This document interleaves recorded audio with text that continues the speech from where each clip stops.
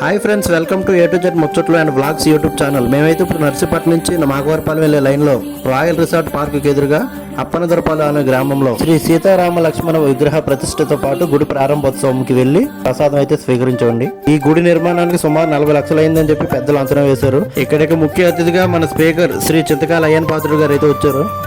ఈ గుడి ప్రారంభోత్సవం రోజు గుడిపై నుంచి కింద బూర్లు అయితే విసురుతారు. అది దొరికిన వాళ్ళకి చాలా మంచి జరుగుతుందని ఇక్కడ ప్రజలు నమ్ముతారు.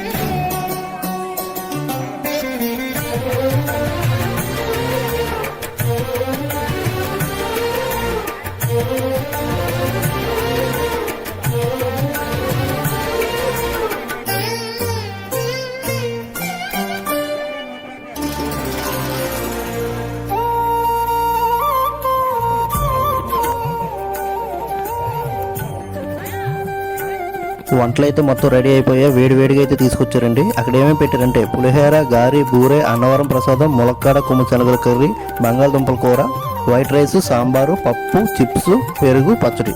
వాటితో మొత్తం లాగించేసాం. చాలా ఆనందంగా అనిపించింది మాకైతే. చాలా బాగున్నాయి భోజనాలు అయితే.